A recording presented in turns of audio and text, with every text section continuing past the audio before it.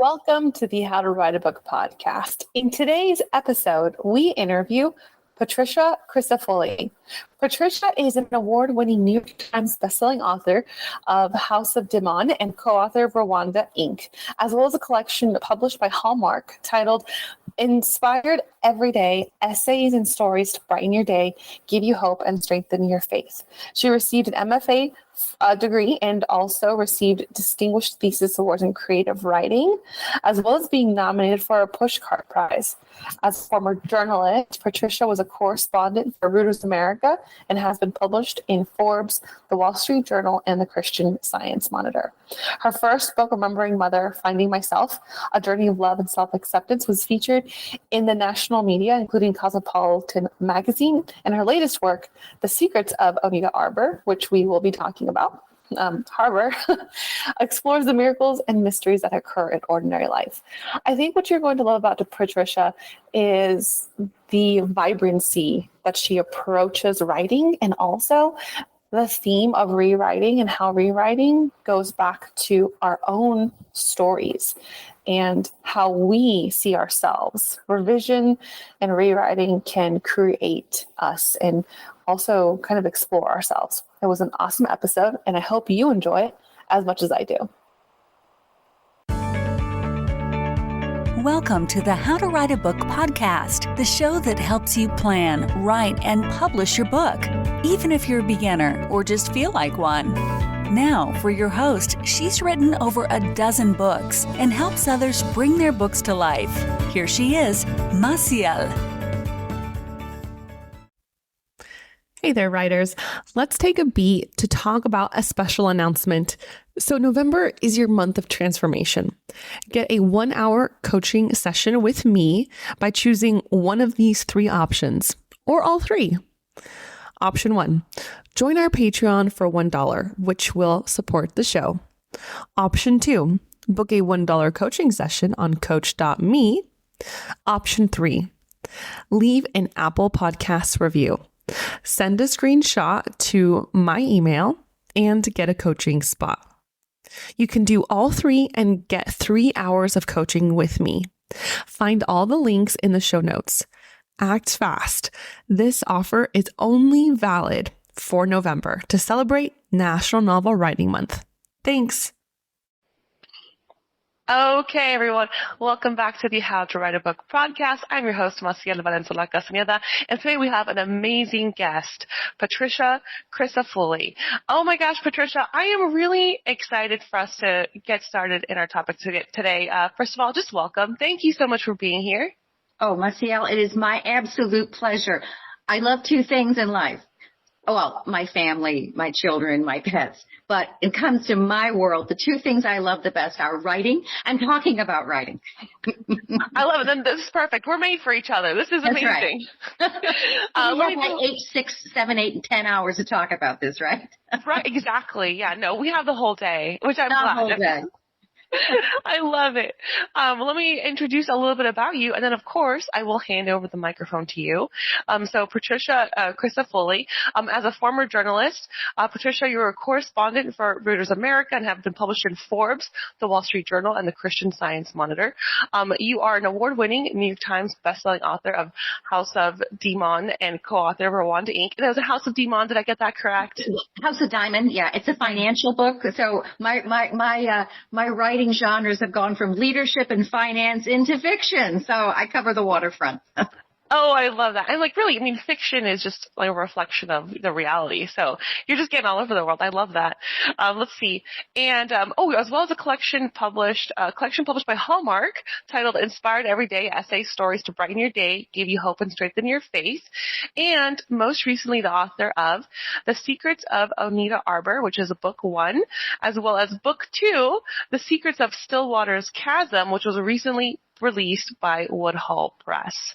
So amazing. Thank you so much, Patricia, for being here. We really appreciate this. And gosh, how are you today? I'm great. And like I said, I love talking about writing. And I also really feel it's a passion of mine and kind of a bit of a calling to encourage other writers.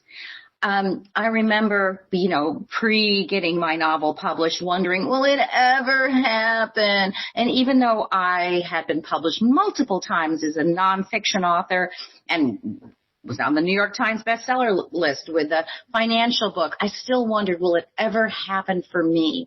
And I kept thinking, well, somebody has to see me, somebody has to recognize me, somebody has to help me, even somebody has to rescue me, right? Yeah. And that's why I love writing and rewriting and being rewritten. Writing is a journey. It's open to all of us. It doesn't matter where it leads. If it's a short story, if it's something you share with family and friends, if it ends up on the bookshelf, if it's self-published, commercially published, if it's critically acclaimed or 8 of your closest friends read it, it's all writing. It's all valuable. And it is, I know I hate the word process. It is a process, but it's also a journey. It leads you more deeply into yourself. So claim your right to write. I'm not the first one to say that. I'm about the 100 millionth to use that cliche, but it's true. There is an RIGHT to WRITE. There's a right to write, and it's yours. And this is the podcast to listen to figure out how you claim it and really deploy it. I love that. And yes, that's exactly, that is one of the things we hone in here, the How to Write a Book podcast. It's about saying, yes, your story matters. Write it. Just sit down, write it. You deserve it. Your story needs to be shared. So thank you for highlighting that. And now, one of the things that you brought to my attention before this was rewriting, the rewriting process. Now, of course, I would love to talk about that. And what is your mentality, your state on that, rewriting and how we rewrite ourselves? Thank you. One of my favorite quotes that I discovered along the way was, the art is in the rewrite. And that gave me such hope and confidence, because in my pre-fiction publishing days, right, I would sometimes spend an entire day writing something and writing and feeling in the flow and in the groove and my characters. And I played with my characters all day. And the next day I would say, oh man, it's so thin. There's no description, 4 pages of dialogue. Oh boy. Well, or whatever, and feel disheartened. How could I deceive myself to think this was good? No, it's called a first draft. And the reason it's called a first draft is there will be many, many, many, many more drafts to follow. That's where we take the scaffolding, the wireframe, the boards we've nailed together to sort of kind of rough it out. It's like if you go by a house being built, you just see these 2x4s and it's not the house, but you can kind of sort of see there's going to be a house here. Oh, it's going to be a 2-story and they're going to have a porch, and how cool. That's what our stories, and then slowly there, pick a metaphor, any metaphor, we put up drywall and sheetrock and plaster and do things that I can't figure out and get the plumbing and the wiring to keep it all moving and growing. We do the same thing, and that's the rewrite. That's when we go back and we look at what we've done and we say, does it work? Does it flow? Wow, this is really interesting. Why did I write that? This is a different facet to my character story. Does it work? Was it just an experiment, or is it taking me a new direction? By listening to the story, we get and I talk with my hands, and I know this is the podcast, but we just imagine someone talking with their hands a lot, folks. We get in there like it's bread dough, squish, squish, squish, squish, squish, and we massage it and we look at it. And it is saying, it's not bad that I have to rewrite it. It's good that I'm rewriting it. And that's step 1 to me of also rewriting yourself, dropping judgment, dropping perfection, dropping the assumption of, if it's not perfect right away, then I'm no good. Like, who said that? Nobody that I know. The rewriting is where we truly polish and redefine our stories and ourselves. That's where your confidence builds. That's where your voice gets to speak.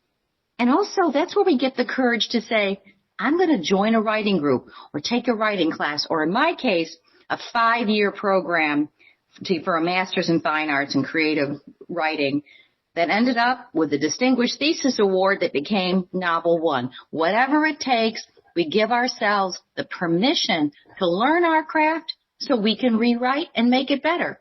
That's kind of my whole spiel laid out. Do that for yourself because you're good and you're going to get better and better and better.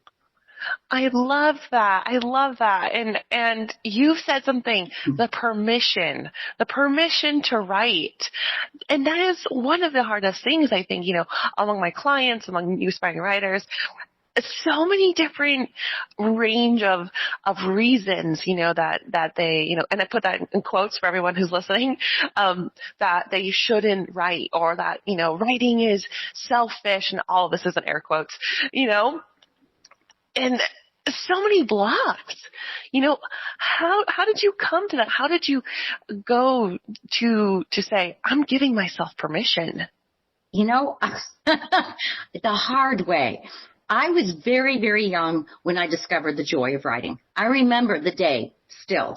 I was 7 years old, and I had always told myself stories to keep myself entertained. I was a bad sleeper. So I'm 5 years old, laying awake at night, staring at my ceiling, knowing I can't get up till the sun gets up. I was one of those early riser kids. And so I would tell myself these epic tales of whatever to keep myself entertained. So I discovered that I was A, creative, and B, sleep short. But anyway, by the time I was 7, I said, I'm going to write down one of these big epics in my head, one of these big sweeping stories. And I sat at my dad's desk with my little feet dangling. They couldn't reach the floor in our living room. And I wrote 4 whole sentences. Nice. Yeah. But that sweeping epic didn't kind of look like it was those 4 sentences. So I realized that, there must be something more to this writing. But I was hooked. Mm-hmm. And I knew then that I wanted to do this when I was a grown-up. And I never changed my mind. Never changed my mind. Never wanted to be a ballerina or an astronaut or a firefighter or a teacher. I wanted to be a writer. So long story short, I discovered that, I had to make a living. So I went into becoming a journalist and thought that would do it and whatever. And then a first nonfiction book when I was 39, and then nonfiction and then fiction. Folks, I didn't get published. Well, I got published in short stories and some award-winning short stories in my 50s. But my first novel appeared when I was in my early 60s. Please be surprised because yeah, I don't look it. But that's the truth. So that process of rewriting and giving ourselves permission is one thing I had to claim and also see as, I know it's a cliche, a journey, because I needed to learn more things. And what are the obstacles? I don't have time for this. Mm-hmm. It's not making any money. Mm-hmm. True and true. You don't have time and it's not going to make any money. It's still important. What do you give up? You give up what I call non-destination entertainment. Mm-hmm. So you love this show. You want to see this movie. Go for it. It's drawing you. If it's just kind of mental distraction, distance yourself from it. Instead, give yourself permission to say, I'm going to take that time away and sit down. Don't make it a whole day, for 1 hour. And I've heard other authors talk about don't do anything else except that. I do say you can make coffee or tea during that time. Mm-hmm. Schedule yourself like a dentist. I'll take you at 8:45 and then we have a patient at 9:15 and there's someone coming in at 10:20. You do that. From this time to this time, I am writing. Nothing else can take any precedence over that. No phone call, no nothing. You do it for your work, do it for your writing. Yeah. Oh, I love that. I feel like the way that you've broken it down is straightforward, and sometimes that's what really people just need to hear is, make that commitment and that's the time. This is what you're doing. I think Neil Gaiman said something similar. Like, if you sit down to do your writing, you're allowed to write or you're allowed to do nothing, but you can't do anything else. Like, just that. Right. You're not taking the towels out of the dryer. You can go make coffee and tea, I think. Yeah. Vital. Yes. But that's it. And because we're training our brains to think differently. All those little neural pathways, have been, ground into a groove that says writing is a hobby. Writing is a pastime. Writing isn't important. Folks, I'm pointing to my top of my head as I say that. We need to change that thinking, which is writing is a deep part of who I am. And publishing is a business transaction. It's a whole different activity. Writing is its own joy, pleasure, and vocation. So we can't conflate the two. Well, I'm not a writer unless I'm published. No, you're a writer if you're writing. The other part you'll find that avenue in the right time, at the right state of your work, and you might get sent back to the square one like I was, which is part of rewriting. We'll get into this in a minute. I had to switch genres and found it was the best advice I ever got. But just stay true to the course of writing to discover and explore your story, be it memoir, nonfiction, fiction, speculative, fantasy, sci-fi, whatever it is. If it calls to you, it's important. It's something you have to learn and experience. That's why we write. I love that. I just wanted to take a beat right there. For everyone who's listening, it's exactly 100%. Oh my gosh, Patricia. Yeah, totally. And you've said something. You said you switched genres, and I'm curious, was that part of your rewriting journey? Yes. So, I always wanted to do fiction. So first I went and, did nonfiction, and my first book, I loved it. It spent 20 years in print. Now, and sadly, after 22 years, it's out of print. But, that's a really long run for a book. It was called Remembering Mother, Finding Myself. It was written under a previous name. And it did well. And it was my first nonfiction book. And then I was pulled into, opportunities to write about leadership and write about very interesting world topics, and all of which I enjoyed. And I gave myself to them because my background is as a business journalist.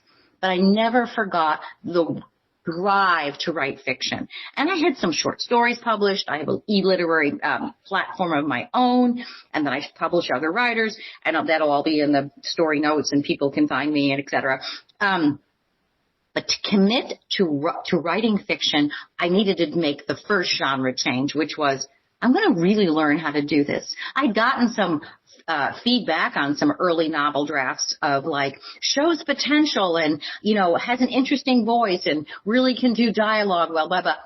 But, and the publishing world is a great big funnel. Lots of stuff comes in and very, very, very little trickles out with commercial publishing.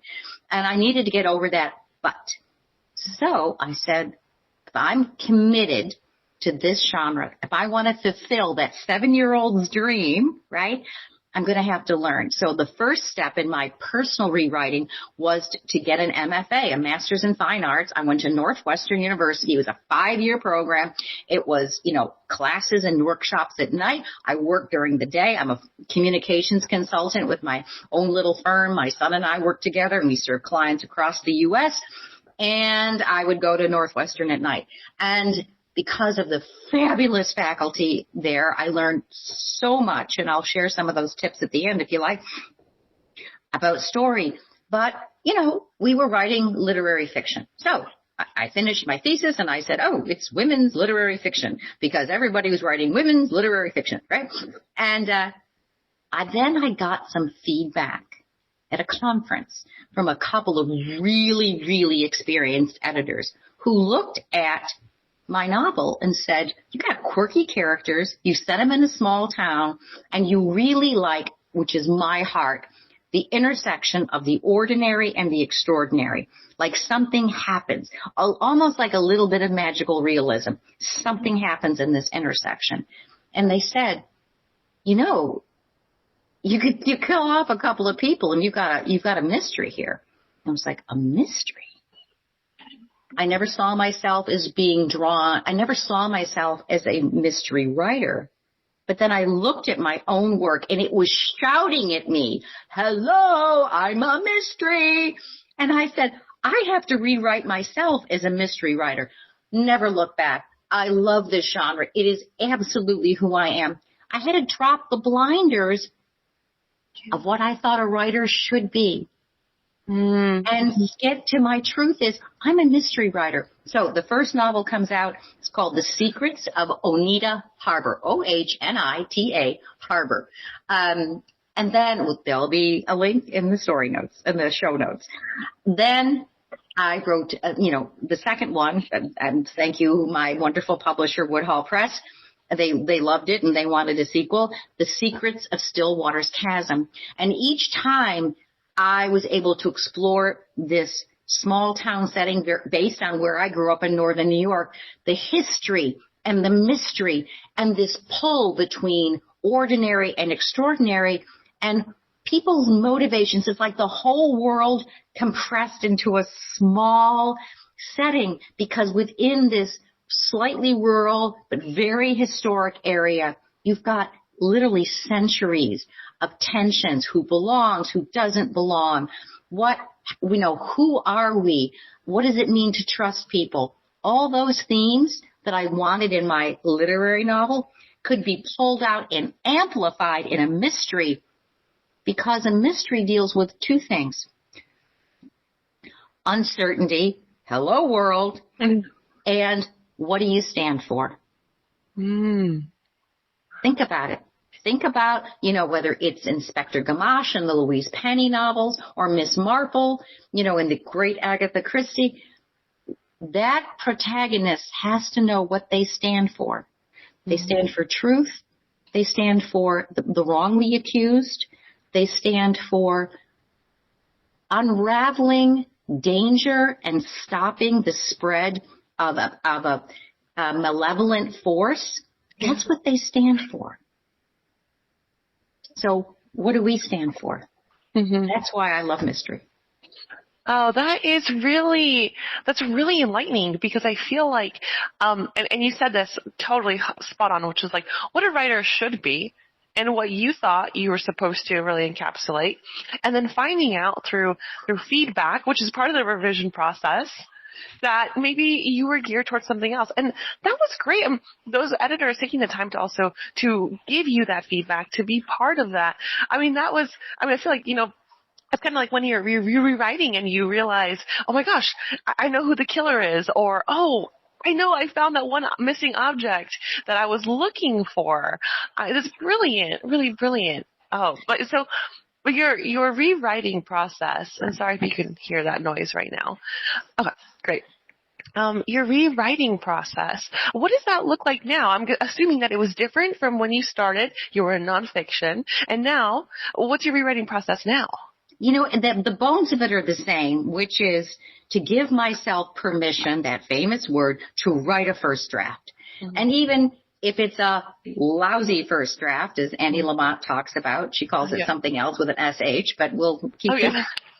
The bird by bird, yeah. Yeah, I love bird by bird, right? Is to understand that you just get it out. You just bang. I've been writing a short story that right now I absolutely hate. The main character is whiny, and she's annoying me. But I had to move it out of the way so the character could warm up to me. I think I was having a bad day when I wrote it. I was just tired, and it kind of came out. Just get it out. Get it out. There's something in there. And out of all the mess and the wheat and the chaff, or whatever you want to say, there's going to be a few kernels of that grain that you can then make into your flour of your bread of your story. I'll take the metaphor to the ridiculous. Run with it. You said it, Tricia. You got to go with it, right? So it's the same process, which is, what do I have in front of me? Where is it pulling? What's screaming to get out? Where is the place where I go, oh, that's good. Oh, I like that. Because that's the part. And if it's a paragraph or a page or a sentence or a phrase, that's it. That's what you've produced. It's okay.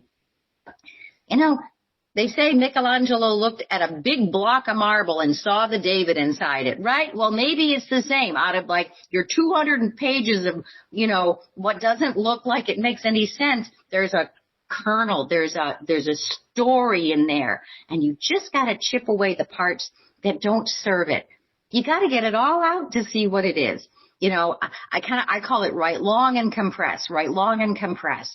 Sometimes, you know, you got to expand, but often it's like, what do I chip away? And it's the same thing when I went from literary to mystery. I now had guardrails. Ooh, I love rules and guardrails because it's a mystery. So I'm going to have a certain arc, and the arc is going to be the story and the resolution, and then, you know, the satisfaction. Not an arc like a bell curve, but build, build, build, and then fall off the cliff, right? Because we're going to have the most tension just before the close. Well, that's great guardrails. I know what I need to do. Within that, I'm going to have mini arcs, right? The red herring, the misdirection, the self-doubt, the danger, you know, who's the bad? Oh, wait a minute, I would have been suspecting this person, but now this person, and all those things. But these guardrails, these, I don't want to call them rules because it's not formulaic, but they're guardrails. I know, this is where I can take my story. That became immensely helpful, but also freeing, because within those guardrails, I had a lot of room to navigate while still propelling my story forward, taking care of things like pace, character development, and making sure the plot really moved. I think I really hit my stride in the second book, The Secrets of Stillwater's Chasm, because that book is the characters are already kind of known. You can read them as a standalone. You can just buy book 2 if you want and read that one, and you'll completely be caught up. And that was the one where I think I truly gave myself permission to just own the genre, to say, this is it. Oh, well, I love that. So, like, you really felt like you stepped into it. You're like, all right, now here I am. I've arrived. Right. I mean, the first one is I get great reviews and people really, really like it. And it's just, I'm very hard on my own work, and I always fall in love with what I've just written. But I can see, and we're all going to see it, and we see it in our favorite authors, a maturing in my writing. I can see a maturing even from one year to the next. Perfectly fine. Happy with book 1. Really, really happy with book 2. Oh, I love that. I love that. I mean, because I feel like, yeah, exactly, like you look back and you realize, oh, okay, so here is where I was. And, you know, I can see, you know, plot holes, or I can see inconsistencies. And then as you grow, the evidence is clear, you know, as opposed to like other industries where if you grow in your career, you know, oh, maybe you get a new title or your salary grows. But as a writer, I mean, it's right in front of you, and it's delightful, you know? And it's okay. So, you know, one of the things I like to look at other areas of, whether it's another art form or even something like sports. Mm-hmm. But this hit me, because sometimes we judge our own work too harshly, is my husband and I were in Florence, Italy a few years ago, and we were in the beautiful, I think it's the Accademia, and we're in this viewing room, and maybe it's the Uffizi. I always get them mixed up. Anyway, it's in Florence, the big art gallery, and there is Da Vinci's Annunciation. It's this beautiful, transcendent work, the light and the figures and whatever, and it was his first masterpiece.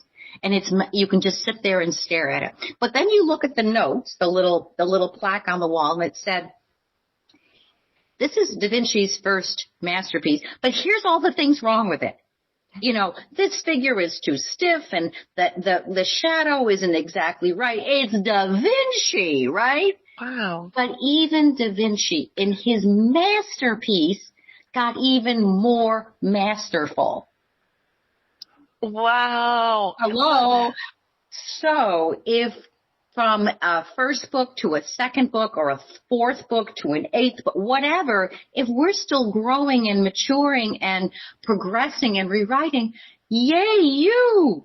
Yeah. If it was good enough for Da Vinci, for the first one to make it out of the studio and on the wall and worth millions, and it's fabulous. It isn't like we're like, well, we only hang it up here because it's his. It's amazing. But even Da Vinci went from master to increasing mastery. Yeah. And that is part of our rewriting. We're growing, we're living, we're having more experiences. of course our stories are going to change and evolve because we are, and hopefully, like in a mystery series, so are our characters. My protagonist, Gabriella Domenici, she says it both ways. Gabriella is a librarian, an authenticator. Her first book is really her coming to terms with having to move back to her hometown and landing on her doorstep is a big mystery too. Number one, at a fundraiser rummage sale, kind of white elephant sale for the library, someone has donated a little tiny thing which looks like a cross that might be from a museum gift shop. Turns out, whoa. The middle is ivory, and there's a kind of enameling that is very, very rare. And it turns out that it's a medieval artifact. Who donated this anonymously? Oh my gosh. And then people want it for all kinds of reasons, good and bad. And the bodies start showing up on the library lawn. So Gabriella is in the middle of this. Do I belong here? Who can I trust? I have to do it all myself. I'm a single mom. I don't want to be here. Should I be here? All those personal pressures are wrapped around this mystery, which you can imagine she eventually solves, but not without being in the crosshairs with a whole lot of danger and dealing with what it means to be lost and found, right? Book 2, she has a different set of personal challenges because she's in a relationship. And it is, am I too much for the other person? How much of myself should I withhold so I'm not too messy or difficult? Because she's got some PTSD going on because of book 1. And she's confronted with, how can I help people and not deplete myself? Where are boundaries? Why do I define myself as being a helper and a giver while, quite frankly, being involved in an environmental, I'll call it a controversy, an environmental controversy, 2 mysterious deaths that she actually finds the bodies while on a hike, and another death because someone she had an argument with shows up dead. And while all of this is going on in a small town, and she has to say, how much of myself is too much for this relationship? So if she manipulates that, of course, the mystery unfolds. So she progresses and I progress. In book 3, which I'm working on, there's a whole set of other things because this is real life, right? You're not the same person you were yesterday or last year. COVID taught us so many things about what's important about community and what does it mean to be a neighbor and all the things, whatever. I don't want to assign people's meaning on that, but it was personally and community-wide traumatic. We're not the same we were 3 years ago. Right. Our characters evolve. We evolve. We have more things to say and different things to say. Yeah, that is so true. Well, first of all, I'm looking forward to reading and also for one of your third book. That's really up my alley. I'm excited. I had a question. Sorry, going back to, she deals with PTSD, and like you said, we've all changed. We all have kind of, maybe trauma or things that we're holding on to. And I'm curious. So when you're doing the part of your writing process, the rewriting process, do the hard parts come out in the writing process? I mean, or is it that the rewriting is to face the dark parts that are already there? Ooh. I love that question. And the answer is C, all of the above. So in the plot, advancing the plot, okay, now she needs to run away and now she needs to move. I'm just going to use stick figure things, right? Like, she's going to run away and here she's going to have an argument and here she's going to do this and here she's going to do that and da-da-da-da-da. And the next level is why? Well, she's doing this because like Gabriella, in book 2, The Secrets of Still Water's Chasm. I have to stop calling it book 2. I need to call it. My marketing people will say, please say the title of the book. The Secrets of Still Water's Chasm. She is out of her main library. She's away from her job a lot, and she's out in the county because I needed to get her near this environmental disaster, right? And I'm like, well, why is she doing this? And it occurred to me, hello. When she's in the library, she's back in the place where she faced so much danger, which I recap in book 2, which occurred in The Secrets of Ohnita Harbor. Again, folks, you can read them as standalones. You'll get caught up. And suddenly I was like, of course it's hard for her to literally sit in her chair because she remembers the killer who she confronted, right? Right. No spoilers on the first book. So in going back and asking why and the feelings in her body I saw that she's trying to manage her world. She's trying to contain her emotions. And that doesn't work very well. We have to process and express them, and that's what she learned. So it's in the rewriting when I say, and why and what does she feel?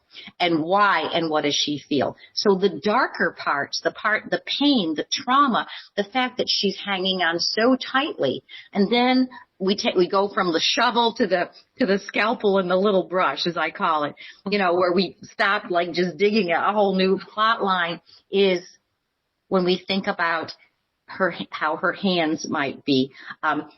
She does this a lot. Can you hear it? Clicks the pen back and forth, right? Mm-hmm. That's one of her tells that she's trying to keep herself very contained, and then she realizes it and she puts the pen down, as opposed to me saying she was nervous. I want that to be visual and kind of visceral. That's another level and another layer of rewriting that really is like, we're working with finer tools to make something more three-dimensional, believable, but without slowing it down. Right. Because we want to feel what she's feeling. Yeah. I mean, that's the whole journey. The whole journey is for us to be in their shoes. Yeah. Powerful. I love that. And so when you're going through this and as you're rewriting, do you ever feel tempted that you're like, okay, I'm going too far. Maybe I should pivot in this direction, but your rewriting's like, nope, we're going in this direction. Do you ever kind of feel that tug of war? Yeah. Oh, yeah. Other authors, I'm sure, say this. Like I had two characters fall in love on the pages that I wasn't planning, that I was like, oh, whoa, okay, well, this creates a little rewrite. And I liked it. I was like, okay, this is a different dimension. Some other part of my brain was working on that. Also, I try things and then go, where are you going? Delete. But it's all okay because there is an experimentation, and then the final read through, and then the really final read through, and then the third final read through, and then really, this is the final read through, and the one more time read through, because we want to make sure there's consistency, and we combing, and it's like combing. I love that process. Mm-hmm.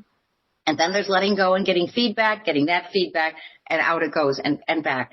And not to be afraid of it. If somebody says, it just didn't do it for me, it doesn't mean I don't like you. You got to work on it a little more. Okay. Be brave. Find that courage. Your story deserves to get out there.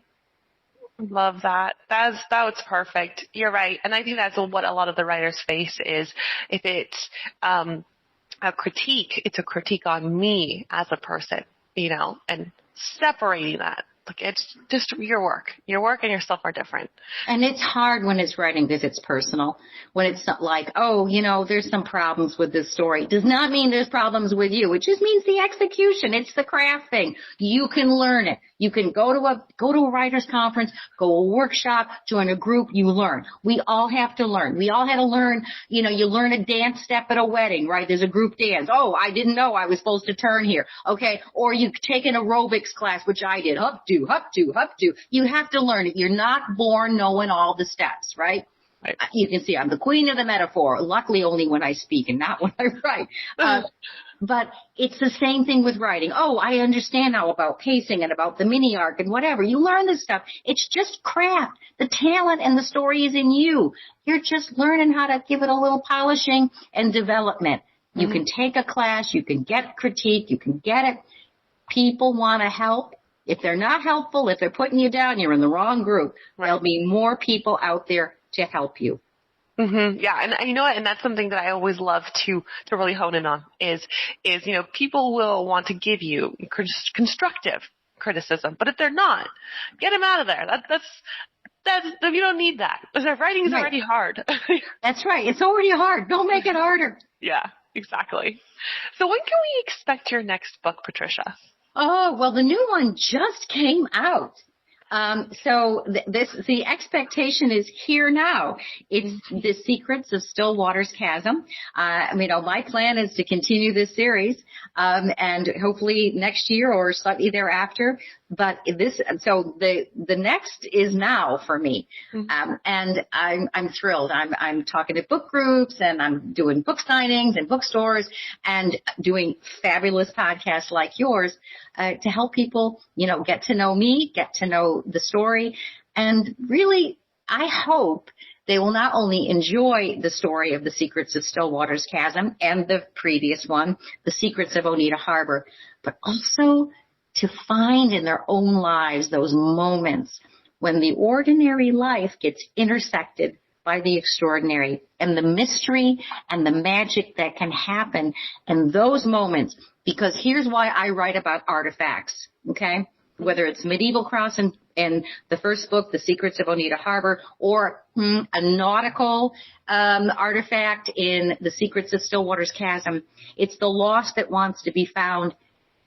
It's about us. There's a secret treasure in us that wants to be found. So the search for the artifact and its authentication is the search for ourselves and our authentication. That's what I hope they also take away from my mystery series. Enjoy it. Get swept up in Ohnita Harbor. Get swept up in Stillwater's Chasm, and come away with, I hope, being fulfilled in enjoyment. And look for the mystery in your own life, because it's there and it's in your story. Oh, I love that. And I feel like that's so closely tied to the topic that you're presenting, which is rewriting, finding yourself in the rewriting. Beautiful. That's gorgeous. Oh my gosh. Thank you so much, Patricia. I wanted to also ask, where can people find you? But also, I think you've mentioned that you provide maybe services or a platform for other authors. I do. So I have a little e-literary magazine. It's a labor of love. It's called, www, of course, Faith, F-A-I-T-H, Hope, H-O-P-E-N-A-N-D, Fiction, F-I-C-T-I-O-N. So, because, it was the play on Faith, Hope, and Love. It's Faith, Hope, and Fiction, because fiction is my love. When people see faith, they go, what does that faith part mean? No. It means have faith in yourself, a leap of faith. It's about stories that inspire and entertain and help us look at the world a little differently. It is a literary site. Hope, because you can't create anything without hope. And fiction, because you said it earlier. Our truth is in our fiction. I do publish essays, some poetry, and short stories. There's no ads, there's no subscription. It's a labor of love. I do publish some other authors. Why is it out there? Well, it is a platform. It does help people find me. But also, I wanted to make sure that in my process of getting some writing credentials, I opened the channel up to other people as well, because it's hard to get that first yes. And I'm not an easy yes. I do a lot of editing, but, and it's, I hate to say it, folks, it's free. And I'm never going to even put an ad on there, because I don't want it to be, and I don't require a paywall or anything. You can share it wherever, because there has to be an oasis in this world for writing that matters, for stories that elevate and help us kind of look maybe at a deeper meaning. And that's the purpose of faithhopeandfiction.com. I love that. I went through your website and I saw there was a holiday section, and I was like, that's me. I'm going in there. Yeah, that's my favorite. I give myself a treat once a year. I write a holiday story. Yes, absolutely. Oh, I love that. That's so great. That's amazing. And the fact that that's your labor of love. I love that, because, we don't find that as often, in this internet age, and where paperbacks almost no longer exist, which I'm holding on to. So I also wanted to ask you, where can people find you? Where can they find your work? In addition to the website? Well, they can find me, right, at faithhopeandfiction.com. It's the easiest way to find me. My books are available wherever books are sold. I sound like the voice, the announcer on the TV, right? All the usual online channels, but also I'm really into independent bookstores. So if you go to your independent bookstore and they don't have it, ask them to order it. The independent booksellers are thrilled to order any book. They can find you on the computer system. They can find me.